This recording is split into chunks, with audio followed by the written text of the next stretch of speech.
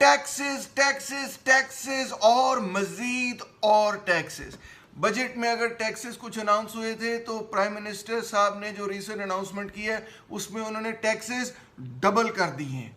क्या टैक्सेस हैं जी? जो सुपर टैक्स है वो 10% तक है, उसमें शुगर पर, ऑयल पर, गैस पर, सीमेंट पर, स्टील पर, एयरलाइंस पर, फर्टिलाइजर पर, एलएनजी टर्मिनल्स पर, टेक्सटाइल पर, बैंकिंग पर, ऑटोमोबाइल्स पर, सिगरेट्स पर, बेवरेजेस पर, केमिकल्स पर, इन तमाम इंडस्ट्रीज पर टैक्सेस लगा दिए जाएंगे। अगर आपकी आमदनी 150 मिलियन रुपीस से ज्यादा है तो आपको 1% टैक्स देना होगा। अगर आपकी आमदनी फी साल 200 मिलियन रुपीस से ज्यादा है तो आपको 2% मजीद टैक्स देना होगा। अगर आपकी आमदनी 250 मिलियन रुपीस से ज्यादा है तो आपको 3% मजीद टैक्स देना होगा। और अगर आपकी आमदनी रुपीस 300 मिलियन से ज्यादा है तो आपको मजीद 4% टैक्स देना होगा।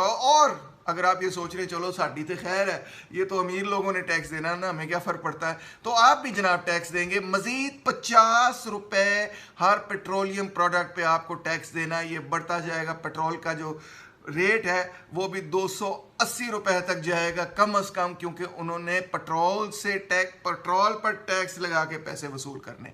मजीद उन्होंने कहा लिक्विफाइड पेट्रोलियम गैस पर भी हम रुपीस 30,000 पर टन के हिसाब से टैक्स लगा देंगे। और अगर आप ये सोच रहे थे कि जो बजट के अंदर टैक्स रिलीफ अनाउंस की थी जो 47 बिलियन रुपए की थी वो आपको मिलेगी, क्योंकि आप तो सैलरीड सिटीजन हैं, आप तो मेहनत करते हैं, आप तो तनख्वाह लेते हैं, तो आपके लिए भी कोट एंड कोट खुशखबरी है कि पहले अगर फी साल आपकी 1.2 मिलियन रुपीस से कम आमदनी थी तो आपको टैक्स में से माफ कर दिया गया था, मगर अब ये एग्जेम्पशन हटा दी गई है। अगर आप फी साल 6 लाख रुपए से ज्यादा कमाते हैं तो आप ये टैक्स ब्रैकेट के अंदर आ गए हैं। मुबारक हो बहुत बहुत। 2.5% टैक्स जो है वो आपको अदा करना पड़ेगा।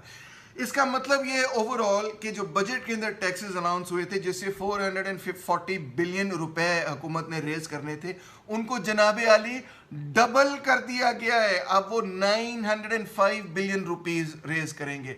अमीरों पर भी टैक्सेस और गरीबों पर भी टैक्सेस, पेट्रोलियम वगैरह और एलपीजी वगैरह के जरिए सब पे टैक्स लगा दिया गया है। रिजल्ट क्या है? रिजल्ट ये है कि पाकिस्तान स्टॉक एक्सचेंज ने करके डाइव मारी है, नोज डाइव मारी, 2000 पॉइंट से स्टॉक एक्सचेंज गिर गया है। इसका मतलब दोस्तों ये है कि पाकिस्तानी सरमायादार अब इस चीज़ के लिए तैयार नहीं होगा कि वो पाकिस्तान के अंदर सरमायाकारी करे। वो ये कहेगा कि भाई यहाँ तो टैक्स बहुत ज़्यादा अदा करना पड़ता है, पहले तो हम इतना टैक्स नहीं अदा करते थे, अब इतना ज़्यादा टैक्स है, इतना ज़्यादा टैक्स है, इतना ज़्यादा टैक्स है कि दफ़ा करो। यहाँ पाकिस्तान के अंदर इंडस्ट्री लगा के क्या करना है? पैसा उठाते हैं और दुबई ले जाते हैं, कहीं और ले जाते हैं, अबू धाबी ले जाते हैं।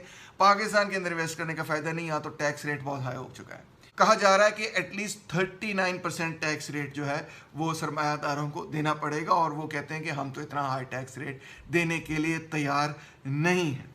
तो दोस्तों इस सारी बात से नतीजा क्या अखज़ करना चाहिए? नतीजा देखें, ये अखज़ करना चाहिए, एक तो बात बिल्कुल करेक्ट है और वो ये है कि असल बजट तो अब आया है। दूसरी बात ये करेक्ट है कि आईएमएफ ने जो स्टैंडर्ड तय किया है उसके हिसाब से बजट बनाया जा रहा है। उनको खुश करने के लिए बनाया जा रहा है, उनको तसल्ली देने के लिए बनाया जा रहा है, उनको मुतमईन करने के लिए बनाया जा रहा है, उनको कन्विंस करने के लिए बनाया जा रहा है कि सरकार हम अपने पब्लिक फाइनेंसेस ठीक हैंडल कर लेंगे, प्लीज़ माई बाप हमें थोड़े से पैसे दे दें ताकि हम बाहर से चीज़ें मंगा लिया करें, हमें थोड़े से डॉलर दे दें ताकि हम बाहर से चीज़ें मंगा लिया करें।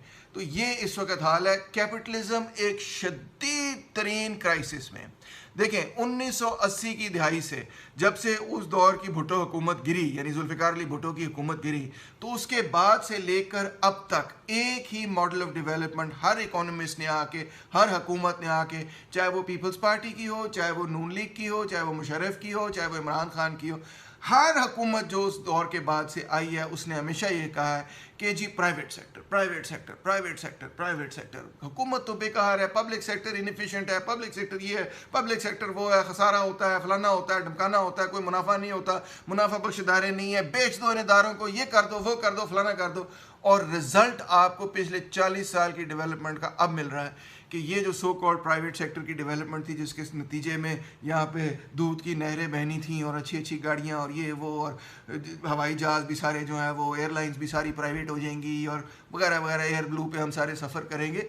अब आपको रियलिटी नज़र आ रही है इन प्रो कैपिटलिस्ट रिफॉर्म्स की, इन न्यू लिबरल रिफॉर्म्स की, इन मार्केट बेस्ड रिफॉर्म्स की। मार्केट इकोनॉमी मुकम्मल तौर पे फ्लॉप हो रही है पाकिस्तान के अंदर, आप सबके सामने है। पाकिस्तान की डेवलपमेंट में किसी किस्म का कोई अच्छा किरदार अदा करने की इसमें कैपेसिटी नहीं है। अगर आप टैक्स नहीं लगाते, आप रेवेन्यू नहीं पूरे करते, आईएमएफ वाले कहते हैं थैंक यू वेरी मच, हम आपको पैसे क्यों दें। अगर आप टैक्स लगाते हैं, आप आईएमएफ का टारगेट पूरा करते हैं, तो सरमायादार पाकिस्तान का कहता है थैंक यू वेरी मच, मैं तो चले आ जाए।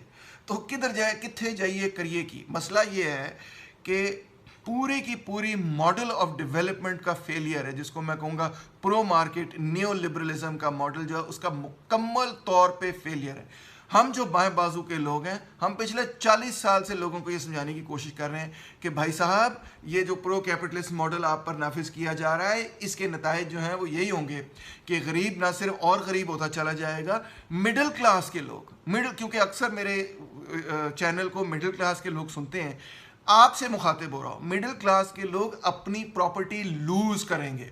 आप देखेंगे कि जो भी आपने छोटी मोटी ना सिर्फ सेविंग्स की है बैंक के अंदर, वो तो बैंक के अंदर सेविंग्स जो वैसे की है वो इन्फ्लेशन से कम हो जानी है, मगर जो छोटी मोटी आपने प्रॉपर्टीज़ वगैरह खरीदी है, कहीं पे मकान डाला है, कहीं पे घर डाला है, कहीं पे दुकान डाली है, कहीं पे दफ्तर बनाया, जो भी आपने किया है, सरकार ये सब कुछ आपके हाथ से छीनने जा रहा है। उसकी वजह ये है महंगाई इतनी तेज़ी से बढ़ेगी, टैक्सेस इतनी तेज़ी से सैलरीड लोगों पे, आप जैसे लोगों पे लगेंगे, तो रिजल्ट क्या होगा, आपको अपनी प्रॉपर्टी फरोख्त करनी पड़ेगी, क्योंकि जस्ट टू स्टे अलाइव, हो सकता है बच्चों की शादी करानी है, हो सकता है बच्चों को स्कूल भेजना है, यूनिवर्सिटी भेजना है, कॉलेज भेजना है, जो भी काम करने हैं, उसको चीज़ों को चलाने के लिए, कारो मदार चलाने के लिए आपको अपनी प्रॉपर्टी बेचनी पड़ेगी।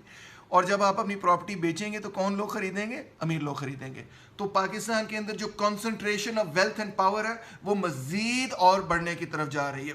अमीर जो है वो और अमीर हो जाएगा और गरीब जो है वो बिल्कुल ही पिस जाएगा, क्योंकि इतनी तेज़ महंगाई के अंदर ये पॉसिबल नहीं है कि मिडिल क्लास अपना स्टैंडर्ड ऑफ लिविंग मेंटेन कर सके। मिडिल क्लास ने आ जाना है मज़दूर तबके के लेवल पे। आप ये मुझसे लिखवा लें कि ये अगले साल का रिज़ल्ट होगा। और यही वजह है शायद कि मैं प्रिडिक्ट ये कर रहा हूँ कि मुस्लिम लीग नवाज़ को बहुत बुरी तरह से नुकसान होगा अगले इलेक्शन के अंदर।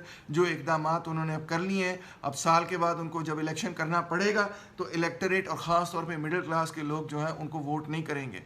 इसके बजाय हो सकता है कि वो पीटीआई को वोट करें या शायद वो इवन पीपल्स पार्टी की तरफ चली जाए। मगर नून लीग जो है उसको बड़ा शदीद वोट बैंक के अंदर धचका लगने जा रहा है। मगर इससे ज़्यादा ज़रूरी बात यह है कि जो तबकाती तफरीक है पाकिस्तान के अंदर, जो क्लासेस के दरमियान, तबकात के दरमियान, अमीर और गरीब के दरमियान जो फ़र्क है वो बढ़ता चला जाएगा, बढ़ता चला जाएगा। और जो अमीर तबका है, बजाय कि वो पाकिस्तान के अंदर सरमायाकारी इन्वेस्टमेंट करे, वो अपना सरमाया मज़ीद बाहर ले जाएगा।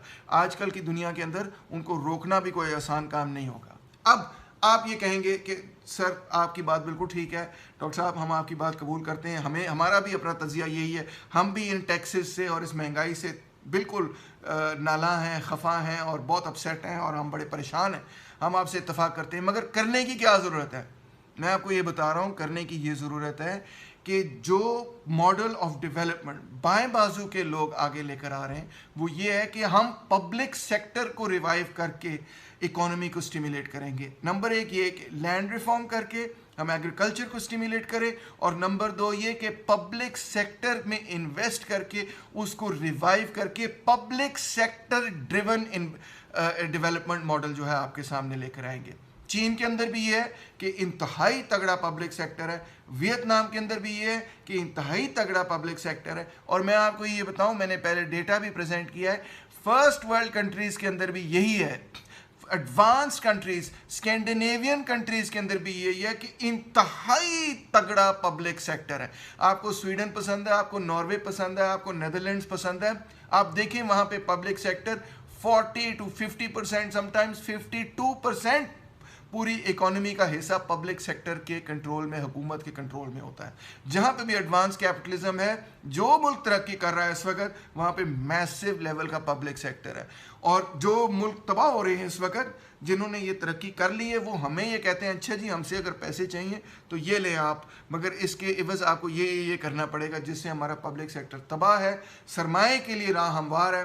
सरमायादारी निज़ाम के लिए सब कुछ सेट हो चुका है, अमीर के लिए सब कुछ सेट हो गया, मगर अमीर भी कहता है खसमानू खाओ इन्हें टैक्सेस, हम क्यों यहाँ पे इन्वेस्ट करें, ठीक है हम यहाँ से प्रॉपर्टीज़ खरीद लेंगे, ये कर लेंगे वो कर लेंगे, कॉन्सेंट्रेशन ऑफ वेल्थ बनाएंगे, यहाँ से वेल्थ निकाल ज़रूर लेंगे मगर यहाँ पे इन्वेस्ट नहीं करेंगे, इन्वेस्ट करेंगे तो बाहर इन्वेस्ट करेंगे। ये है इस वक्त मामला पाकिस्तान के साथ। ये दाएं बाजू की सियासी पार्टियां जो बड़े बड़े वादे करते हैं और फिर डिलीवरी के वक्त आपने देख लिया कि क्या रिजल्ट निकलता है, इनको छोड़ें। मजदूर किसान पार्टी, बाएं बाजू की पार्टियों को सपोर्ट करें। एक नया मॉडल ऑफ डेवलपमेंट जो पब्लिक सेक्टर के जरिए ड्राइव होता है उसको सपोर्ट करें। Thank you very much.